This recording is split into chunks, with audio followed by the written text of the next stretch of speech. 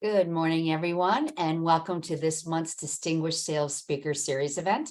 My name is Sherry McCuro, and I'm the Executive Director of the Office of Community Relations here at Franklin University. It's my honor to help host this series, which is funded through the generosity of one of our Franklin alumni who identified a need for sales education, not training, as a means to create sustainable economic futures across all industries. Through his generosity, we bring you this free series that covers a range of topics impacting sales and have recently launched our new MS in Professional Sales Leadership program, which really was created for experienced sales professionals as a 14-month, 100% online program to help you build your business acumen and use technology to inform decision-making. Designed in collaboration with nationally recognized sales experts, the program unites psychology, business analytics, and emotional intelligence to inform sales leadership and strategy. But today, I'm excited to introduce Hal Becker, who is a nationally known expert on sales, customer service, and negotiating. He conducts seminars or consults to more than 140 organizations a year, and his clients include IBM, Disney, New York Life, United Air, Verizon, Terminix. I could go on and on, but we only have an hour. At the age of 22, he became the #1 salesperson among a national sales force of 11,000 for the Xerox Corporation. 6 years later, he survived terminal cancer, only months after launching Direct Opinions, one of America's first customer service telemarketing firms that facilitates more than 2 million calls per year with offices throughout the nation and Canada. In 1990, Hal sold Direct Opinions to devote time to consulting and presenting lectures around the world. He's the author of Can I Have 5 Minutes of Your Time, which is now in its 21st printing and is used by many corporations as their sales Bible. He also has authored 3 other bestsellers, including Lip Service, which is one of the foremost books on customer service, and Get What You Want, which is a fun, upbeat, fresh approach to negotiating. His latest book on sales is titled The Ultimate Sales Book. He's been featured in publications including the Wall Street Journal, Business Week, Inc. magazine, Nation's Business, and hundreds of other newspapers and radio TV stations around the world, and is currently syndicated in over 45 newspapers and magazines. So as you can see, we brought a real winner in today.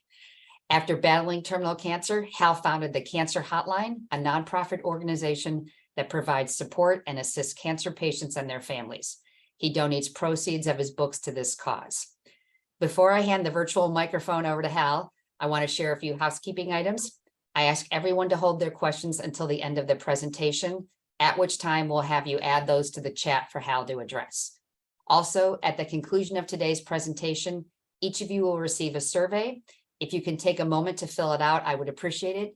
Your feedback helps us with future planning and ensuring we are meeting your expectations.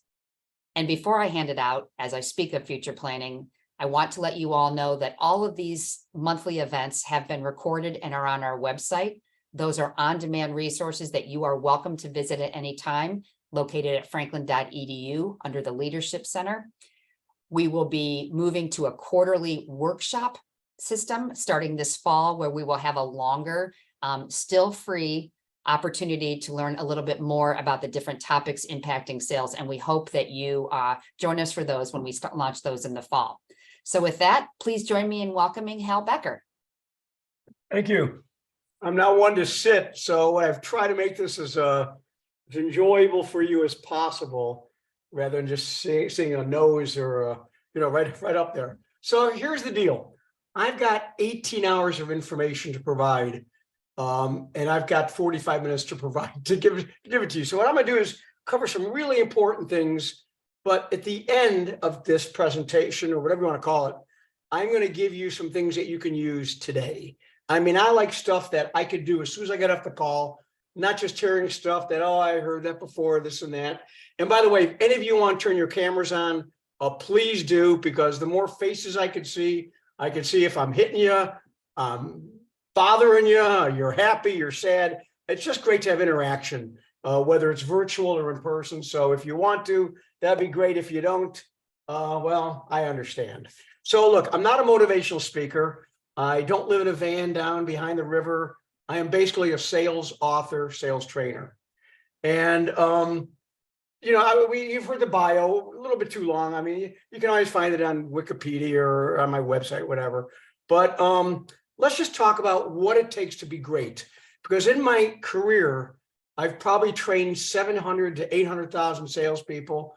And I'm not talking about myself. I'm talking about my competitors who are my friends, whether it's Jeff Gittimer, Brian Tracy, Tommy Hopkins, Marv Montgomery, or Tony Alexandria. It doesn't matter. Most of us are friends and we share the same common beliefs. I've maybe met 12 to 15 pros in my life.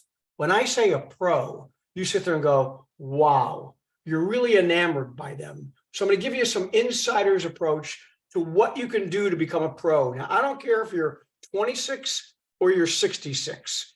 There's no race to the end game, to the finish line. But you want to be the best at what you do, whether it's in your personal life, if you're a spouse, whether it's a partner, a parent, or your work. Why not go through life being the best? So I'm going to give you those things today to be the best. So there are roughly, this is before COVID. I haven't seen any studies after the pandemic, but before COVID, we had 18.1 million salespeople in the US, give or take.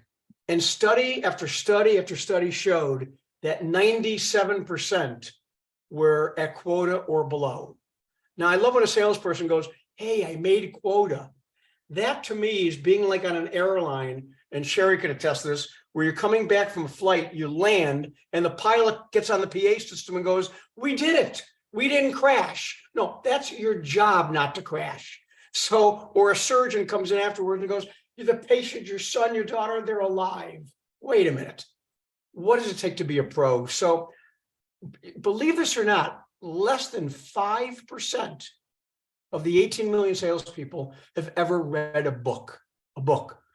So if you're in a bookstore, the few that are left, and you see any of my books, and I'm proud of them, these are just the sales books, and I'm not here to promote them.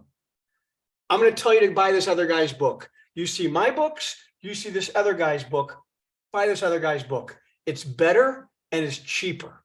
It was written in 1936. It's titled How to Win Friends and How to Influence People by Dale Carnegie. No other sales book has sold more than this book. Every one of us are working off of his themes. And he stole this stuff from Socrates and Jesus and Plato and everybody before him. There's nothing new in sales. What's new is technology. So if you want to become a pro, I'm going to give you some words to write down. I'm going to give you maybe 12 words to write down today. That's all I'm asking.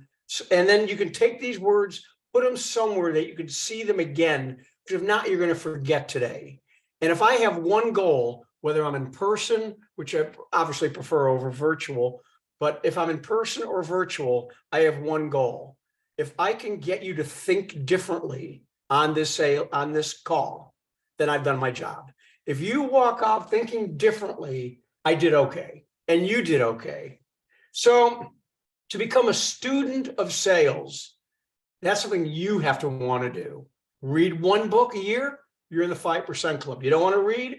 Go listen to podcasts. You don't want to do that? Go watch YouTube videos, not reels, but find people who's notable that have really had an illustrious career that you can get their information from. It's like looking for medical advice. Any doctor will tell you don't do that. But if you're going to do it, go to WebMD, go to Mayo Clinic, don't go to Bob's website, okay? So go to the pros. So if you want to be a pro, you got to act like a pro. So I'm going to start today with 2 videos. I love these videos. In fact, this one guy I'm going to show, his agent was my neighbor for about 12 years, lived 2 doors down from me. And any way you look at it, he's still one of the world's greatest golfers. So not today, but you'll see what I'm talking about. So just watch us for a minute or so, and you'll see what I'm talking about. Hang out with Tiger on the driving range as we did one windy day, and you begin to appreciate the grace and fluidity of his swing and the athleticism he brings to the game. He's sculpted his body, putting on 25 pounds of muscle since he turned pro. Why is a golf swing so difficult if you make it look so easy? So many moving parts. Your whole body's moving, and this ball is not moving. It's standing still laughing at you. I really want to hit that guy out there. That guy was our cameraman, and Tiger left no doubt that most of the time he can put the ball where he wants. It's having fun. What we used to do is play hacky sack. One of the fun things Tiger can do with a golf ball became famous in a Nike commercial. Some people said that that was done with computers. It's actually pretty funny. And I saw Andre Agassi catch a ball on a tennis racket. I thought that was the coolest thing in the world. Could I do that with a golf ball? So I tried it and finally learned how to do it. And when did you try to hit it? Not too long after that.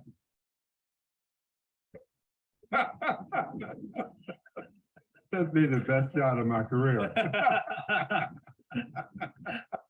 don't know if any of you play golf, but to be able to just do that and hold the ball in the golf, it's impossible.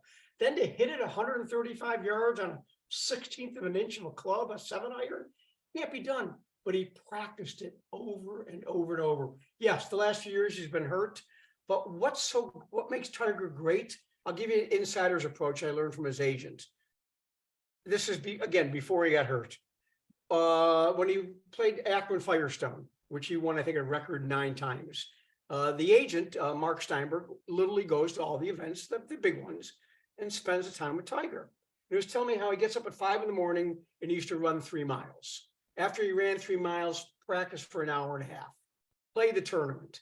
Then after the tournament was over, he always says, anytime he's being interviewed, I have to go, because he's going back to the practice green to work on the shots that he didn't do well. I mean, he's changed his grip multiple times. He's gone back to his old putter. He's done everything he can to push himself to become a better golfer. That's his profession. It's so funny when people say, oh, like I play drums. I have a band. This is our studio that I use for Zoom and the band. But I'm not a professional drummer. That's not my occupation. It's my hobby. But when I look at a professional drummer, I can't do some of the things they do as a golfer.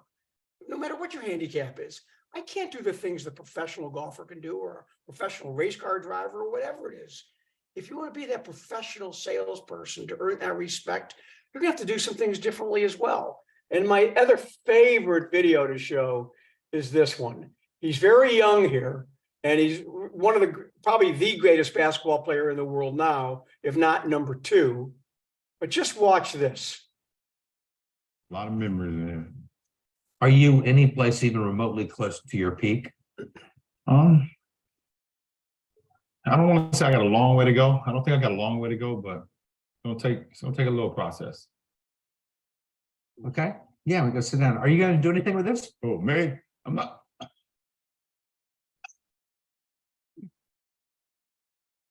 You got it? How many times can you do that in a row?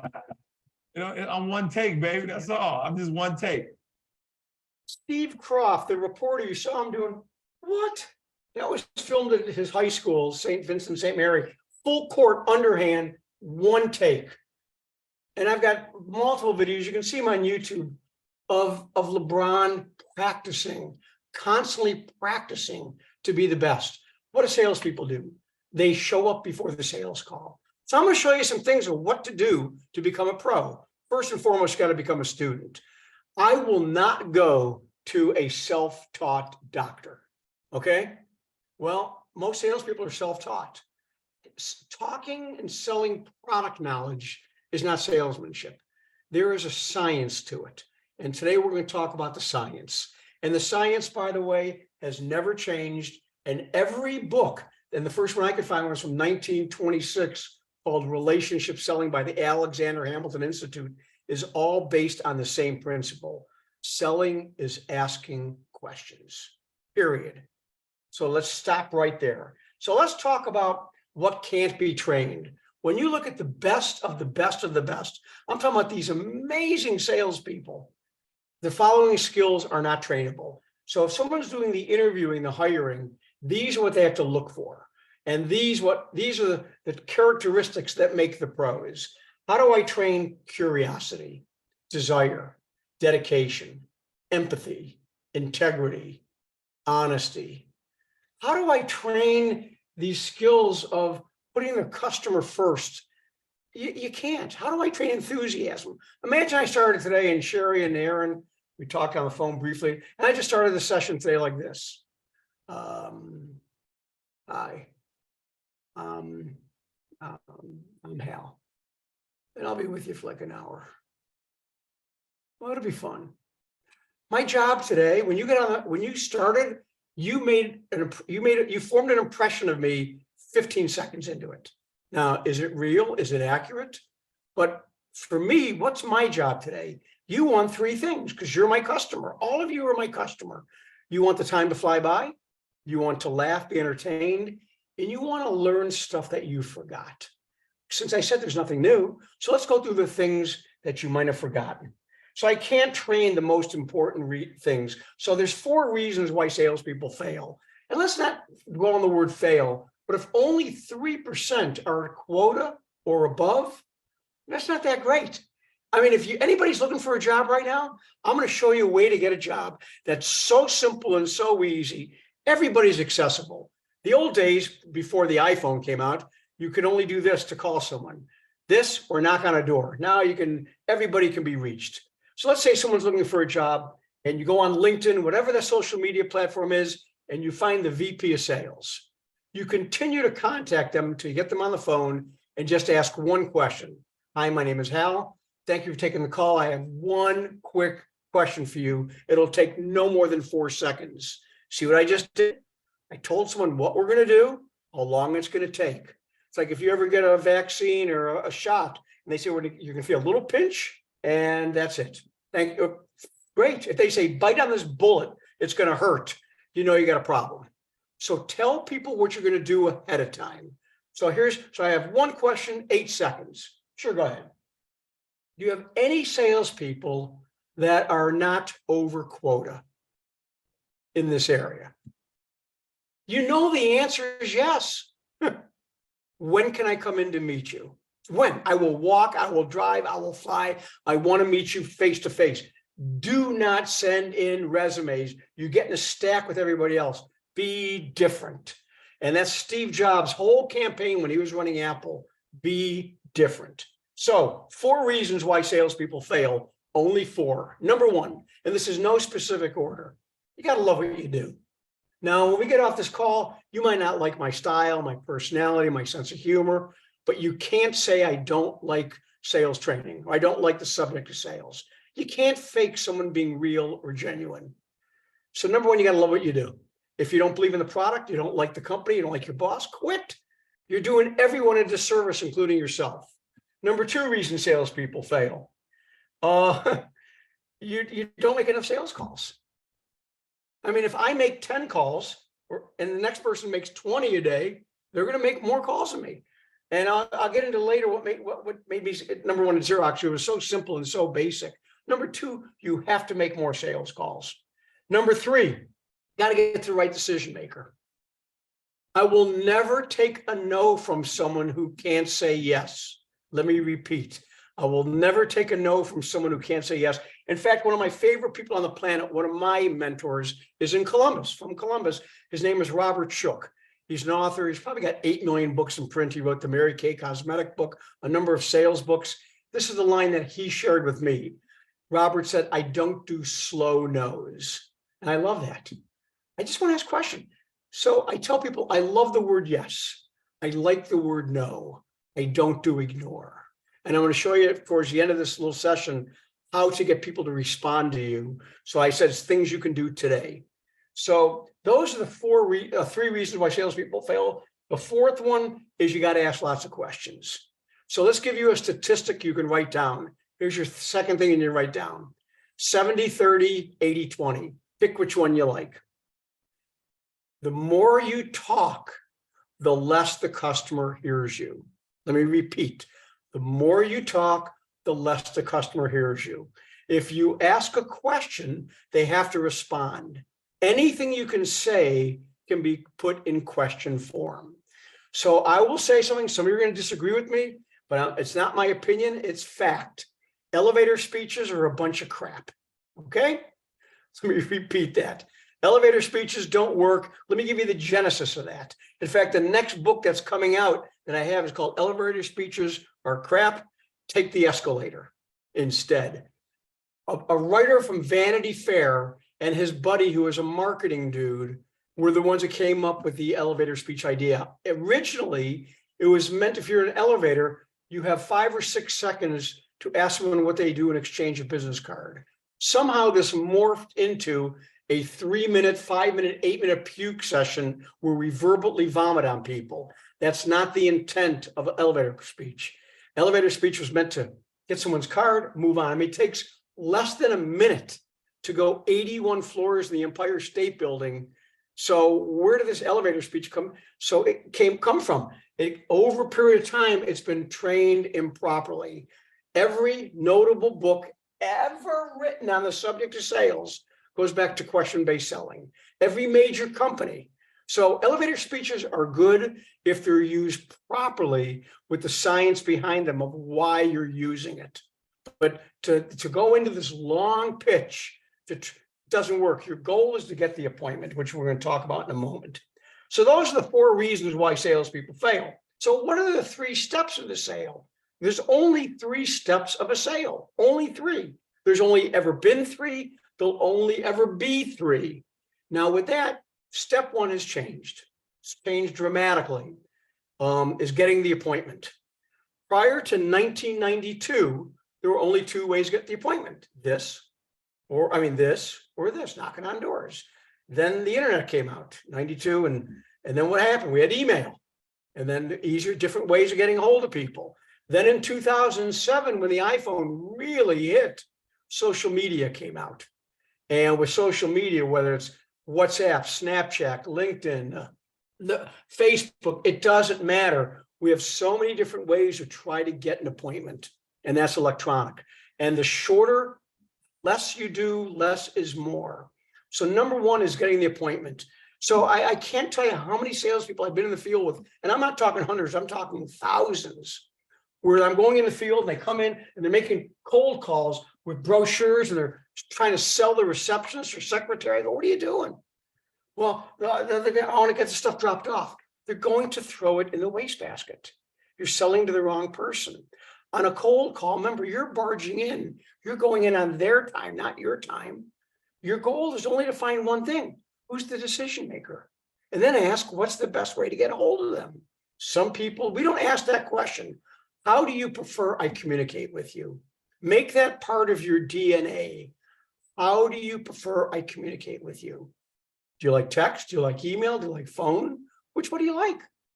And then you're making it about the client. So that's step 1, getting the appointment. Step 2 is asking questions. Now, I want you to think about this. Any reporter, what do they have in front of them? Notes, questions. Talk show hosts, questions. Musicians, charts. Teachers, lesson plan. Pilot, pre-flight to go through. A quarterback, plays on the sleeve. Attorneys, briefs, notes. I can continue this through most professions. What do salespeople have in front of them when they make a sales call? Nothing. Brochures. So what do they start doing? Talking. Take your phone, tape yourself, put it in your pocket, press record. If it's legal in Ohio, I'm not sure, or do it for yourself, just your own, just to see. And if you get in the car and you find yourself doing most of the talking, you are not selling, you're telling. When you leave someone's office, if you know their story, you did a good job. If you know their story, if all they're hearing is your story, you didn't do anything. So your job when you walk out, if you get the sale, great. If you didn't get the sale, great, as long as you know why. So I'm going to give you another statistic. You're only going to close. Doesn't matter the industry, no matter where I go, here's what I hear. Well, hell, our business, we're unique. We're different. No, you're not. You're all the same. Every business is either got a product or a service or a combination of both. What's unique are the people in the company. So you're only going to close between 50 and 70% of your legitimate prospects. Now, what's a prospect? Not what you think, it's what they think. Are they in the market? Are they looking? Are they satisfied? Are they not satisfied? Sometimes salespeople have a list of prospects that aren't really prospects.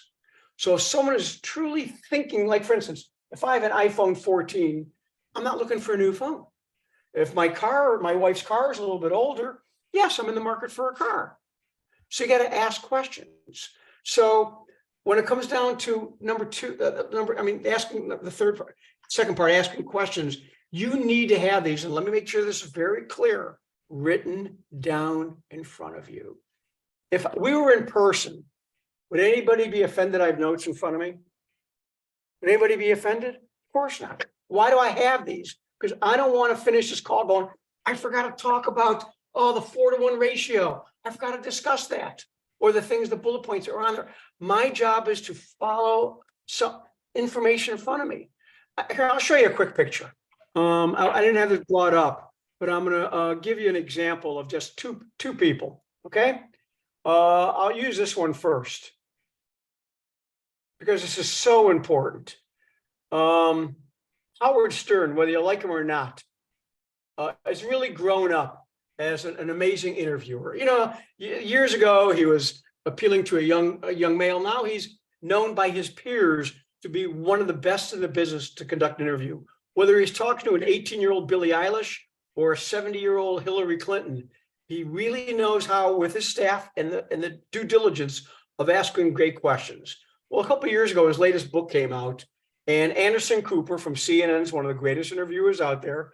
And you can see that Anderson Cooper has in his lap a bunch, all these handwritten notes, okay? Handwritten notes. And in this case, do you think if he had these handwritten notes that a producer would have wrote those out, or himself? Obviously himself. What are they sitting 3 feet apart? Do you think Howard, who's a professional interviewer, is impressed that Anderson Cooper took the time to write out questions and have an interview? Of course. And here's another one, just to give an example. Give me 1 second. I just bring up one more. Here, Larry King is obviously one of the greatest in the business. And we get screen share. And here's him having a moment with Bill Clinton.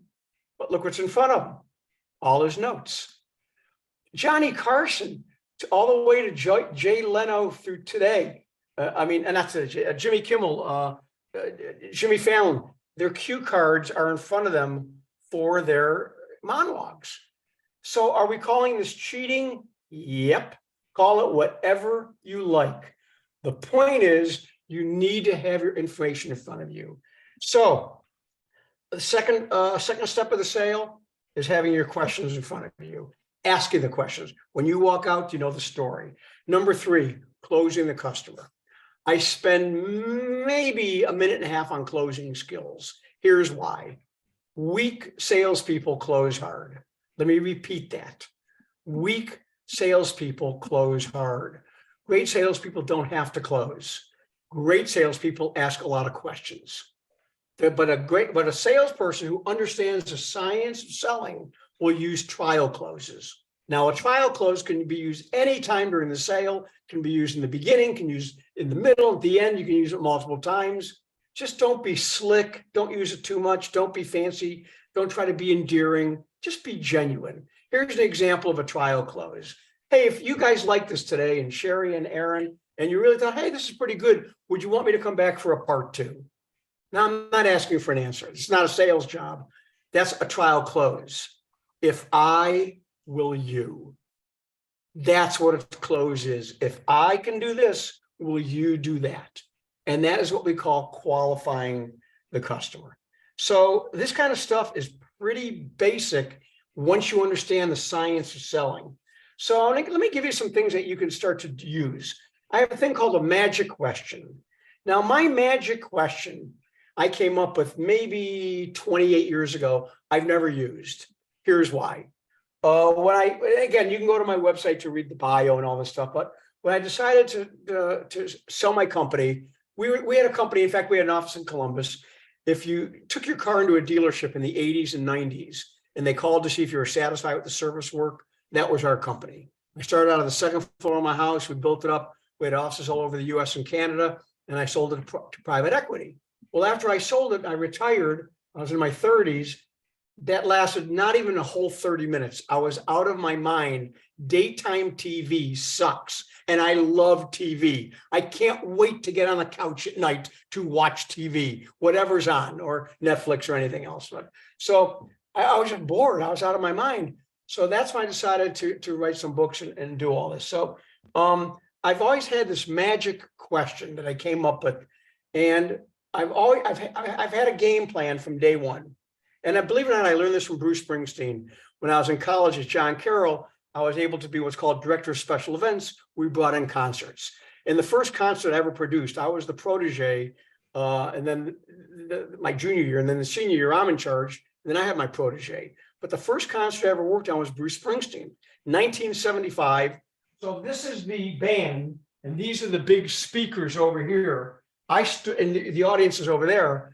I stood behind this big speaker for 4 hours and 20 minutes, and it was blown away because what he had on that stage was enthusiasm. It was nonstop enthusiasm. His lyrics are okay, his music is okay, but what made him a rock legend was known to be his live performances, and it became word of mouth. So I decided day one, when I started the speaking business, I'm going to focus on one customer at a time. I don't believe in asking for referrals. I've never asked for a referral in my life. I've never had my doctor go, hey, hell, yeah, come on. Yeah, what's up? You know any sick people? My dentist has never said, hey, yeah, you know anybody with bad teeth or meth addicts that they have bad teeth? No, they're not asking me. If someone's really great, they're going to recommend. And that to me was always the focus. So anyway, so I started the sales training thing. I decided one customer at a time. And we never spent a dime on advertising, never did any marketing.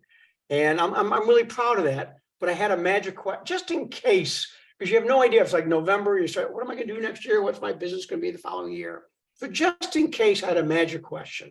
So let's say I'm meeting any of you, I'll just pick a name in front of me, David Wallace. And I see, because I see your names on the screen.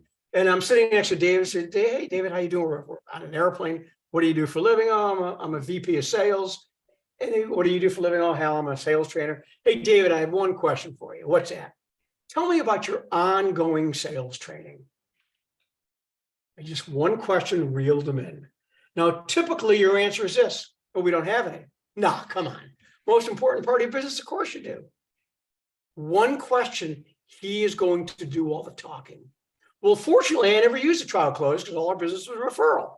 So I was flying prior, maybe about 4 or 5 months prior to COVID.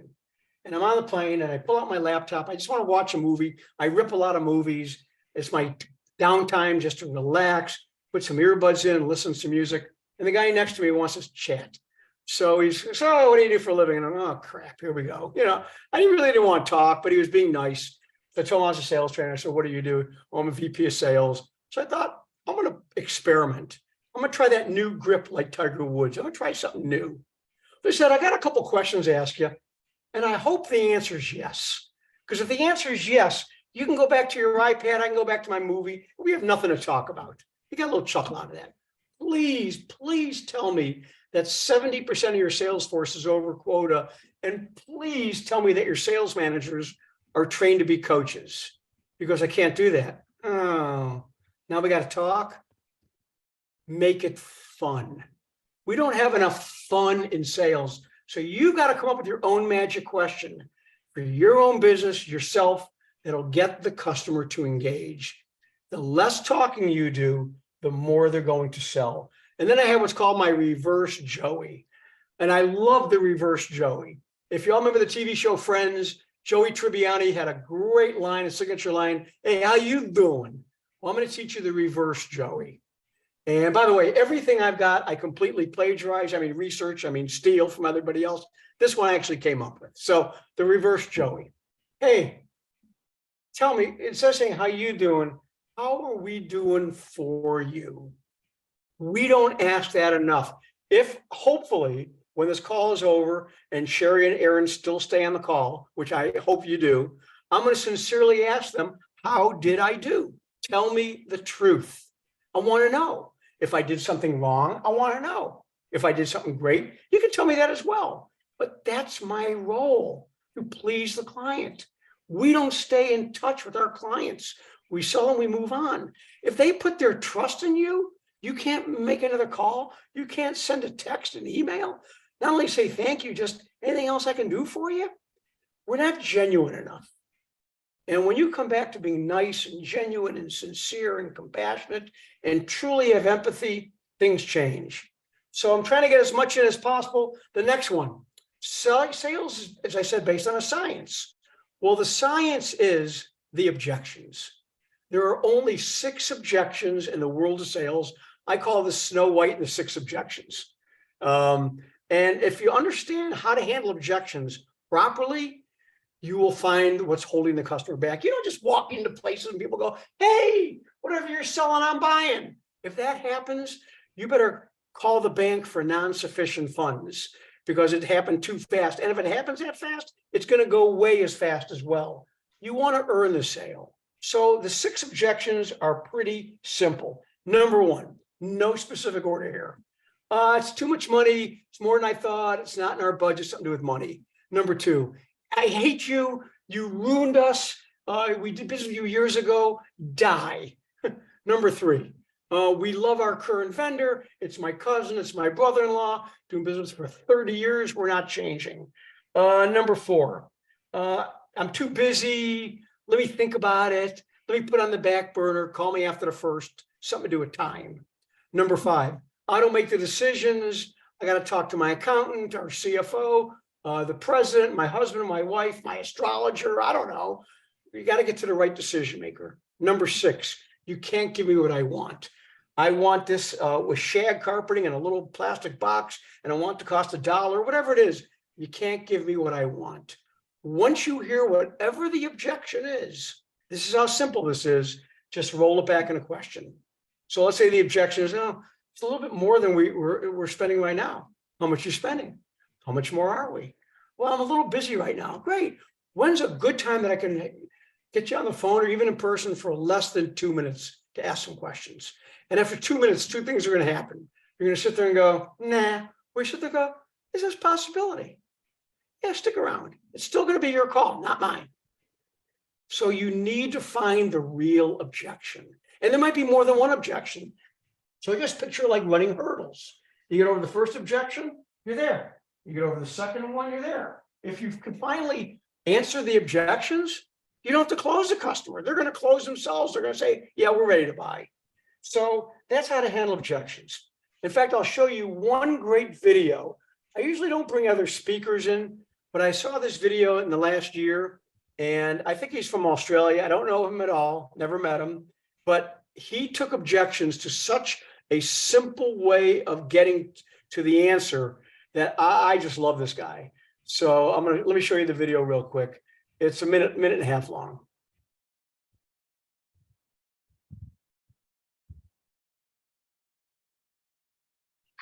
Customer says, can you do it for 5%?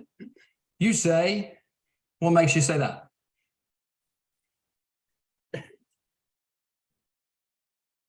Right? Customer says, I really need to speak to my partner before we make a decision over something like this. You say, what makes you say that? Customer says, I want to speak to 3 or 4 other realtors before we make our mind up. You say, what makes you say that? Need I go on? What do they now need to tell you? What makes them say that?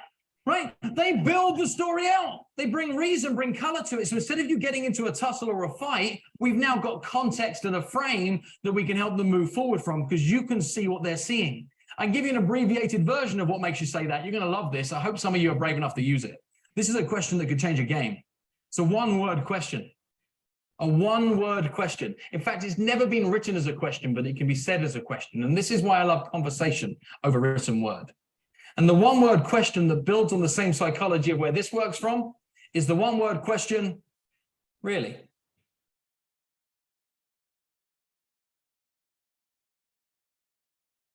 Is that your best possible price? I was hoping you could do it for 5%. Really?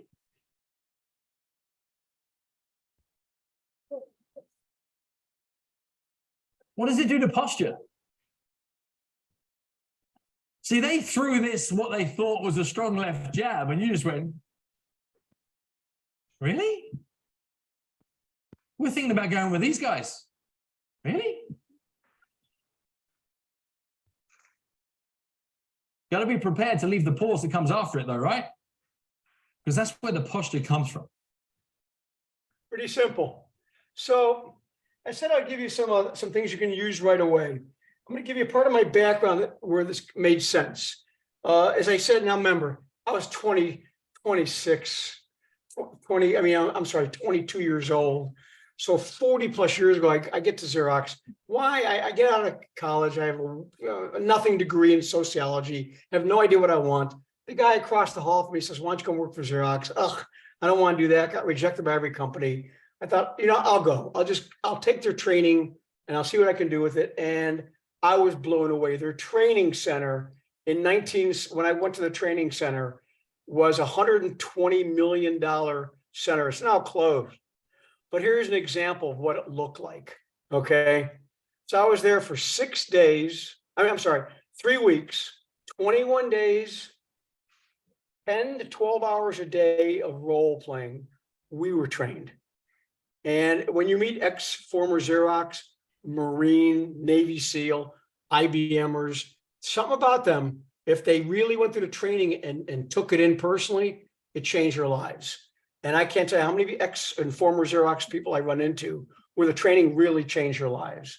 So my first year, I get there, I thought, okay, I'm not saying this is right or wrong, but I was money motivated. I wanted to make money. Why? Real kind of poor, not devastatingly poor, but we rented a 2-family and I just wanted to make money. So I decided I'm going to do something I've never done in my life before.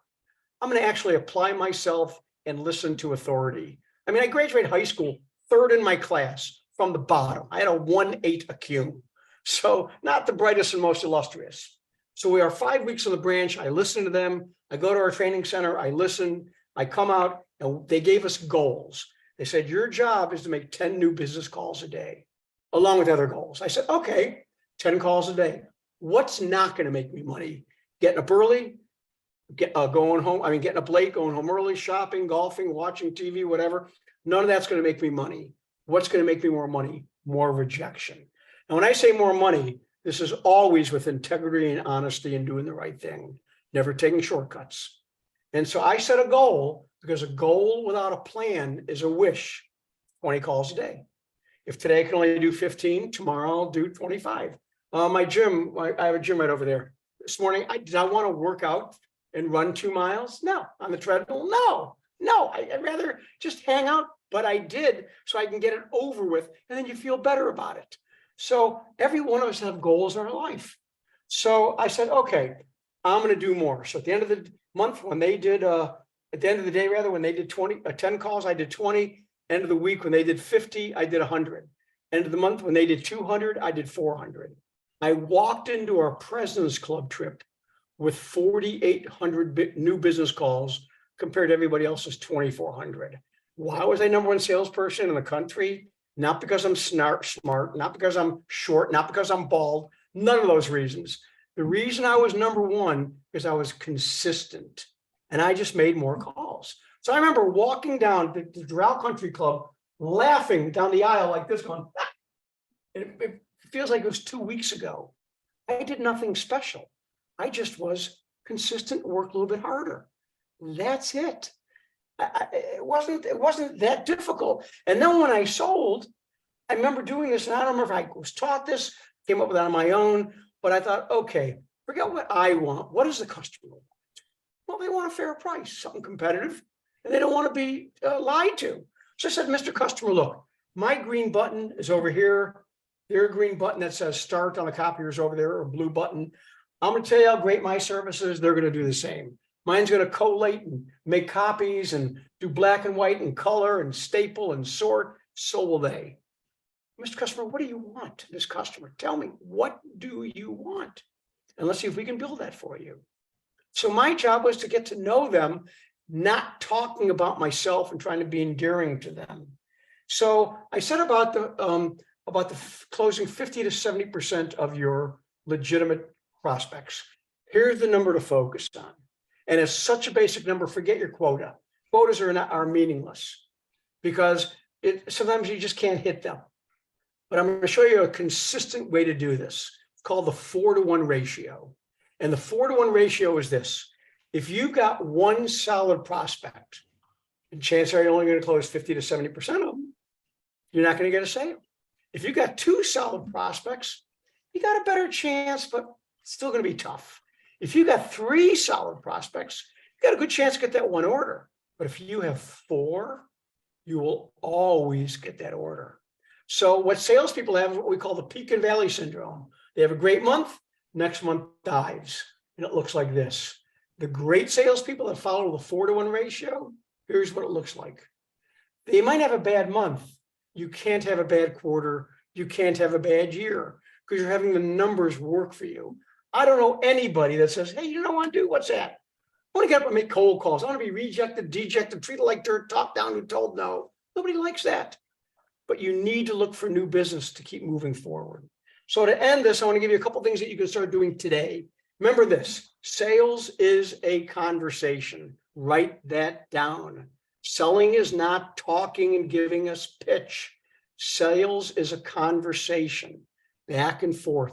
And we sell in all of our lives with our friends, our employees, our bosses, our clients, everybody. We're selling all the time. So here's some stuff you can use right away.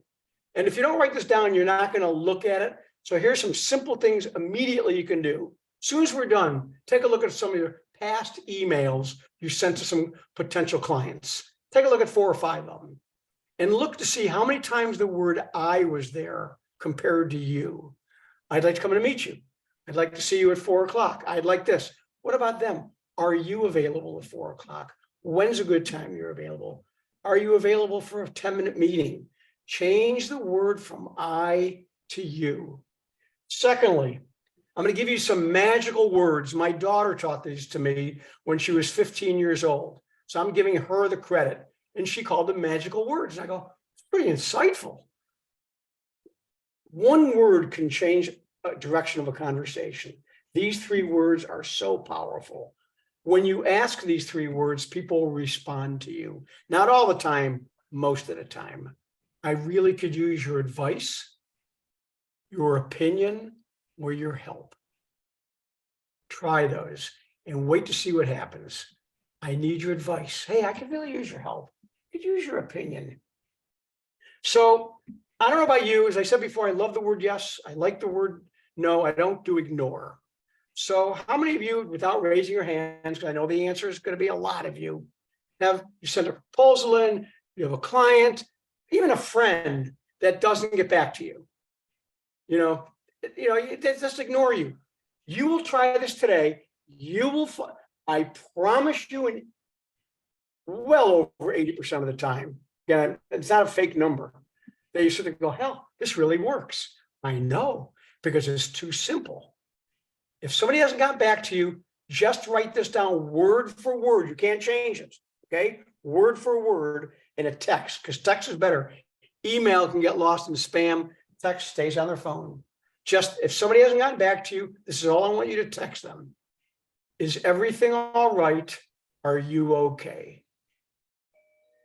Nothing more. And wait to see what happens. Now they're going to say, oh, I'm so sorry. I was busy. They're going to give you the objection. All I want to do is get a response so I know where we stand. Not much more than that. I like to close the loop on everything. So anyway, sales, again, is a conversation. I can go on and on and on, but I said I'd go to about 10:50. I'm at 10:51. I'll look at the chat box to see if there's any questions. If you do have any, fine. If not, I'll continue to go ahead. So this is your time. I'll give you a minute to ask a question. If not, I'll finish off with more material. And while they're coming up with their questions, if they have any, I will point out for those of you who have attended more than one of these, the gentleman from Australia that was featured in a video today was actually one of our early speakers, Phil Jones. Perfect. So he was coverage fantastic. certificate. So it I'll was take care of nice it. to see that we're in the same. Thank you. Oh, that's good to hear. I'm glad because, I just found I'm always searching for new videos. In fact, I just found 2 of the greatest sales videos. If you want to see a great movie on sales, I don't have time to show them today. And there's a swear word, so I can't show unless I get the audience. I can set you up ahead of time, but watch the movie Air. It's on primetime Amazon Prime, rather, with Ben Affleck and Matt Damon. It's about the story of Nike. It Just watched is it. great.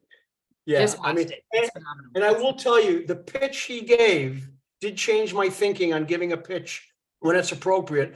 But the trial close he used with Michael's mom is one of the best I've ever seen. So I ripped it and I have it to show for audiences. Okay, I'll give you one more thing since I don't have a question because I don't like dead air. I've got the chat up there in case something comes up. But let me give you something that I like to have fun. And I'm just pulling my phone out to show it to you because I like real. I can show you 6 or 8 of these because I save them. In this case, I'm just going to show you what it says. She emailed me back. I was nervous, but thought it was hilarious. Okay, this is just one person.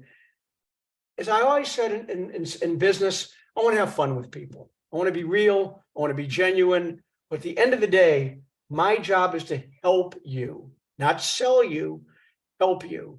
That's why I enjoy going to the Apple store. I never feel I'm being sold. I feel I'm being helped. So I'm going to read this to you. And if you want me to read it a second time, I can. But it's got to be pretty much word for word to be powerful. And I'll just read it. Hi, this is Hal. And it's got to be sent by text. I'd like to ask you one question that'll take 18 seconds. And I promise that you will not hurt my feelings. Now, why it has to be word for word? I've told you exactly how long it's going to take, what I'm going to do, one question. But the kicker here is you cannot hurt my feelings, which means I'm giving you the opportunity to tell me the truth. And that's all I want to know. At the end of the day, I want to know the truth. This might sound weird, but every 6 or 8 months, here's what I say to my wife: how am I doing as a husband and a father? I want to know. Even if I've grown daughter, I want to know. Because when you become a speaker, the whole world wraps around you. You can get egocentric. I want to know if I'm doing okay. And she'll tell me. But if we don't ask those questions, we'll never find out. So pick one reason why I have not heard back from you. Pick one reason why I have not heard back from you. Now, the first 3 you can modify, but I try to hit every one of the important areas. Number 1, you've selected another vendor. You might say you've gone with, and you could be specific, ABC company. Number 2, it's not in the budget, or our proposal was higher than whatever. It's got to hit money. Number 3, the project has been put on hold. Sometimes things are just put on hold, priorities shift. But number 4 has to be word for word. And if you don't do this, it's not going to work. Ready? Number 4, you really, really, really need 3 reallys. You really, really, really like me and can't express it into words. I have never had anybody not respond to me, ever, because I made it fun. And I let them off the hook. All I want to know at the end of the day is where you stand. So to recap today, it's not that complicated to be great, but the most important skills: empathy, curiosity, integrity, desire, especially the big 3: desire, honesty, empathy. Can't train those. Once somebody has those skills and they really use them all the time in their personality, they can become superstars. So if you want something to do, start becoming a student of sales. You're not too old. You're not too young. Just become a student of your game. If you want to be treated like a gentleman, act like a gentleman. But treated like a lady, act like a lady. You want to treat it like a pro salesperson, act like a pro salesperson. Become a pro. Any other questions so far? Anybody can, if you want, unmute, just ask me a question. I don't care. We've got 3 We have minutes, about so 3 go. minutes left. So if you have a question, again, in the chat, or you're welcome to unmute and ask the question directly. I know that we don't take it personally. We understand we're getting close to lunchtime, and people, especially if you're working from home, have dogs to walk, kids to let out. That's starting. too. But if you have a question, please reach out. You're also welcome to email us. We can help you with that as well. And I will say Estelle and Janelle both said, great, this is wonderful. So thank you for the feedback. I appreciate it. As you're thinking about a question, if you have a last one, please remember when you get your survey, please let us know what you think. We will share those results with Hal so that he knows as part of his feedback, how'd I do? How did we do? Are we meeting your expectations? So hopefully you enjoyed today. I made myself a couple of notes. The I to you is great. I think that's an advertisement thing that always ticks me off, is when people are, this is what I can do, this is what I can do, but how do you know what I need? And here's a question from Kevin. How do you handle got a this great one. situation when you know a That's customer? a great one. Kevin, how do you know when customers lying to you? Now, all I'm gonna do is give you my opinion. Do not take this as fact. It's just an opinion. My opinion could be right or wrong. The things I gave you today are kind of science. This is a tough one. If you know someone's lying to you and you call them out, say, I know you're lying to me, you're going to create an offensive defensive relationship. So I'll ask you this. If anybody here is a parent and your kid lies to you, which most kids do to their parents when they're younger, you caught them in a lie, what do? We control or manipulate the conversation by asking another question and ask another question. So I prefer to, instead of getting into a battle with them, I know they're kind of lying to me, but I'll ask some more questions. And this way they can maybe get out of it gracefully. Because at the end of the day, I just want two things: to have a client that I enjoy working with, or to realize that this isn't the kind of person I want to be around. It's going to be more headache than it's worth. And it's best to end the relationship now. So that's the best way I can do that. Which of your books? Nope. I want you to go with Dale Carnegie. Get that first. That is the best book ever written. If you're going to get one of my sales books, it'd probably be The Can I Have 5 Minutes of Your Time? But I'm a fan of Dale Carnegie. I mean, I can go on and on about how well written that book is. And I like talking about the best out there, and that's the best. So thank you for that. But go Dale Carnegie, Stella. So my time is up. Oh, one more minute. Anything else? I hope today was okay. Hope you guys enjoyed it. I know I went at a rapid pace, but I want to get as much information to you as I could so you can do some things right away. And if you did take some notes, try those, especially is everything all right? Are you okay? You will chuckle. You will just chuckle and go, this really works. I wouldn't give it to you if it didn't. So Sherry, Aaron, you guys were such a pleasure to work with. I can't tell You you. as well. Thank you so much. It was an honor. And I really mean that with sincerity, an honor to be part of Franklin University for this, because Thank you. yeah, that's all I could say.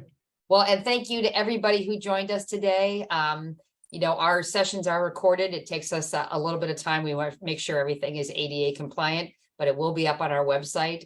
You are welcome to share, revisit all of our previous ones that are on our website. There's some great information, and you take these all together and you really get a holistic view of all of the different things that impact sales. So with that, I want to thank you for joining us. Look for our next event, which will be this fall. We'll do a workshop, a little bit longer session.